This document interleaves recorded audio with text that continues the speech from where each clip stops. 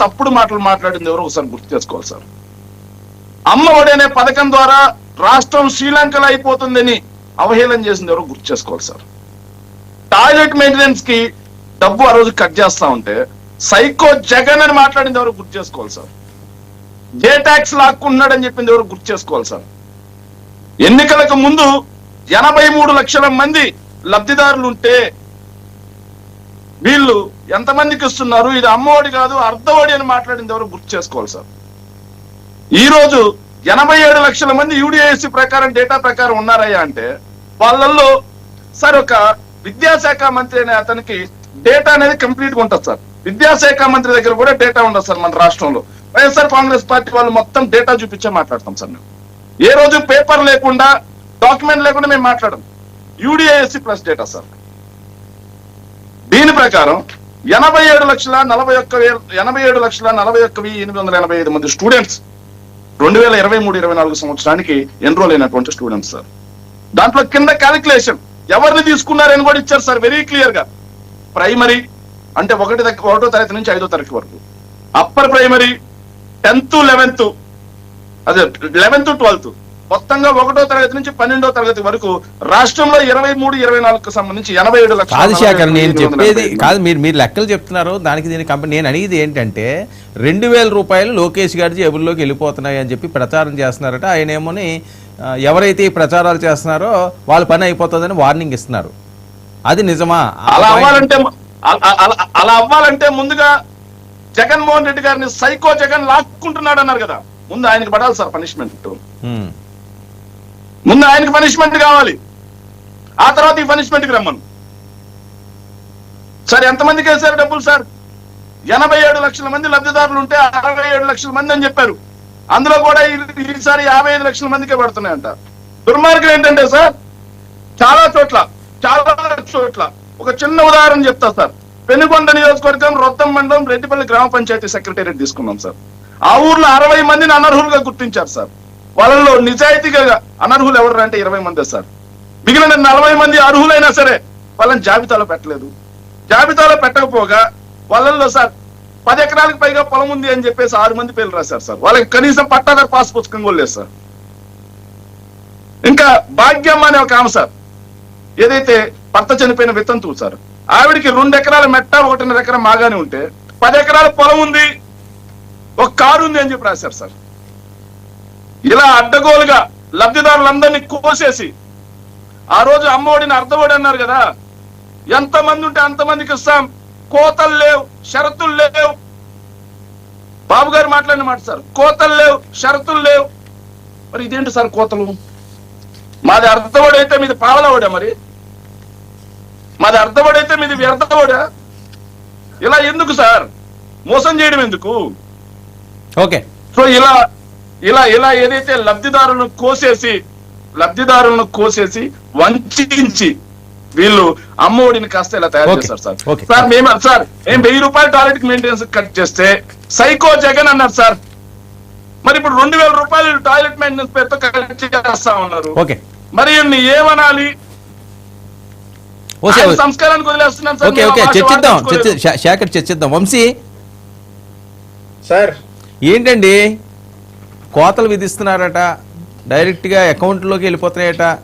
లోకేష్ గారి అకౌంట్లోకి 15,000 ఇస్తానన్నారట. మోసపూరితంగా హామీలు ఇచ్చి ఈరోజు గెలిచి ఇబ్బందులు పెడుతున్నారు. తల్లికి వందనంలో విపరీతమైన అవినీతి జరుగుతుందని చెప్పి జరుగుతున్న ప్రచారం, దీన్నేమో లోకేష్ గారు ఖండిస్తున్నారు. అసలు ఏంటి జరుగుతుంది సార్? మీకు శేఖర్ రెడ్డి గారికి, వివేక్ బాబు గారికి, 99 టీవీ న్యూస్ ప్రేక్షకులందరికీ గుడ్ ఈవినింగ్ అండి. శేఖర్ రెడ్డి గారి నోటి నుంచి ఇప్పుడే ఒక మాట విన్నా, మోసం చేయడం ఎందుకు సార్? మోసం చేయడం అసలు మీకు వెన్నతో పెట్టిన విద్య సార్. వైఎస్ఆర్ కాంగ్రెస్ పార్టీకి వెన్నతో పెట్టిన విద్య. జగన్మోహన్ రెడ్డిని సైకో అన్నారు అంటే ఈ ఒక్క కారణంతో అనలా, రకరకాల కారణాలు ఉన్నాయి. సైకో జగన్ అన్న రోజు మేము అన్నాం, ఒప్పుకుంటాం, ఇప్పుడు కూడా అంటాం. మీరు చెప్తా ఉన్నా చెప్పండి, మాకు చాలా కారణాలు ఉన్నాయి, మేము కూడా అనేస్తాం, సరిపోతా? మీ సోదంతా మాకు చాలా కారణాలు ఉన్నాయి సార్, మేము అనేస్తాం, సరిపోతా? కంప్లీట్ మీ సోదంతా విన్నాం కదా. మీరే అన్నారు మరి ఆగండి సార్, సోది కాదు. ఎలా ప్రస్తావించాలి, ఎలా ప్రస్తావించాలో ప్రస్తావించు. మీరు సైకో అంటే నేను సైకో అంట. మాకు ఈ డిబేట్ లో జగన్మోహన్ రెడ్డి గారిని సైకో అనే ఉద్దేశం లేదు. మీరు అన్నారు కదా, మాకు సైతం అనే ఉద్దేశం లేదు. Okay okay. ఈ రోజుకు తల్లికి వందనం డబ్బులు పడిన తర్వాత ఆంధ్రప్రదేశ్ రాష్ట్రంలో మహిళలు, తల్లులు అందరూ కూడా చాలా సంతోషంగా ఉన్న తరుణంలో ఒకే ఒక్కడు బాధపడతా ఎవరంటే వైసీపీ వాళ్ళని బాధపడతా ఉన్నారు. అందరూ సంతోషంగా ఉన్నప్పుడు బాధపడే వాళ్ళని సైకోలని అంటారు. ఆ తర్వాత శేఖర్ రెడ్డి గారు చెప్తా ఉన్నారు,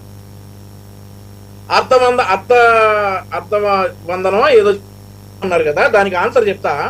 ఇప్పుడు మనకి పల్లెటూరులో కానీ ఏదైనా కార్యక్రమాలు ఉన్నప్పుడు కుటుంబ భోజనం చెప్తారు వర్మ గారు. కుటుంబ భోజనం అంటే ఎంతమంది వెళ్తే అంతమందికి భోజనాలు అని చెప్పేసి భోజనాలు చెప్తారు. సరే, కుటుంబ భోజనం అని అందరు వెళ్తారు. వెళ్ళిన తర్వాత లేదు ఒక్కళ్ళకే అని చెప్పేసి మిగిలిన వాళ్ళందరూ పక్కన నుంచోబెడితే ఎట్లా ఉంటుందండి? అది ఆ రోజు భారతీ మేడం గారు ఇంట్లో ఎంతమంది ఉంటే అంతమందికి 15,000 అమ్మా, బడికి పంపిస్తే సార్ 15,000 అమ్మా అని అన్నారు. అన్నాక ఆ తర్వాత బడికి పంపిస్తే ఒక్కళ్ళకే అమౌంట్ వస్తుందని చెప్పేసి కాదండి. సరే కాదు, ఇప్పుడు ఏమవుతుందంటే ఇప్పుడు ఆయన నేను అడిగిన దానికి ఆయన ఒక రకంగా సమాధానం కాదండి. వంశీ ఒకసారి వినండి. ఇందులోనే ఉందండి, నా ఆన్సర్ ఇందులోనే ఉంది. మీరు అడ్డం పడతా ఉన్నారు, నా ఆన్సర్ ఇందులోనే ఉంది. చెప్పండి. తర్వాత వాళ్ళు స్కూల్కి వెళ్ళిన తర్వాత ఓన్లీ ఇంట్లో ఒక్కడికే అని ఇచ్చి ఆ ఒక్కడికి కూడా కట్ చేసి ఇచ్చినందుకు ఇచ్చేదేదో ఇద్దరికి ఇస్తానన్నారు. ఆ ఇచ్చే దానిలో కూడా కట్ చేస్తా ఉన్నారు. ఏంటిది అని ఆ రోజు మేము ప్రశ్నించాం. ఇద్దరికి ఇవ్వమని అడిగాం. కుటుంబంలో బడికి వెళ్ళి ఎంతమంది వెళ్తే అంతమందికి ఇవ్వమని అడిగాం. వాళ్ళకి కూడా కట్ చేస్తా ఉన్నారు అని చెప్పి మేము అడిగాం. ఈ రోజు ఎంతమంది వెళ్తే అంతమందికి, ఇద్దరు బడికి వెళ్తే ఇద్దరికి, ముగ్గురు వెళ్తే ముగ్గురికి, నలుగురు వెళ్తే నలుగురికి 13,000 చొప్పున ఇచ్చి 2,000 రూపాయలు మెయింటెనెన్స్ తీసుకుంటున్నమాట వాస్తవం. మేము ఎంతమంది ఉంటే అంతమందికి ఇస్తామని చెప్పాం, ఇచ్చాం. ఈ రోజు తల్లులు సంతోషంగా ఉన్నారు. వైఎస్ఆర్ కాంగ్రెస్ పార్టీ నాయకులు తప్ప ఎవరికీ బాధ లేదు. ఎంతమంది ఉంటే అన్ని 13,000 అకౌంట్ లోకి వేస్తున్నటువంటి స్క్రీన్ షాట్లు కూడా షేర్ చేసుకుంటే చాలా సంతోషంగా ఉన్నారు ఈ రోజు తల్లులు. ఓకే, అంటే వంశీ నా పాయింట్ 15,000ది 13,000కి రావడానికి ప్రధాన కారణాలు ఏంటి? అదే సార్, స్కూల్ మెయింటెనెన్స్ కి అండ్ ఆల్సో టాయిలెట్ మెయింటెనెన్స్ కి తీసుకున్న మాట వాస్తవం.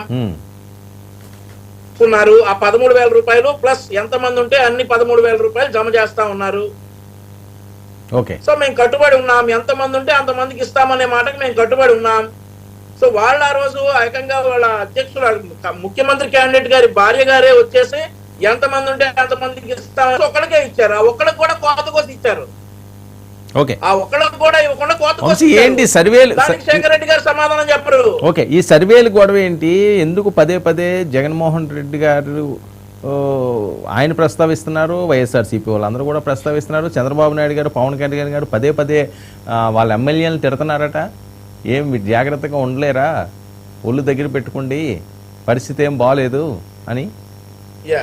సార్, మా పార్టీలో చిన్నది కూడా, చిన్న తప్పును కూడా మా వాళ్ళు పెద్దదిగానే చూస్తారు ఎప్పుడైనా కానీ.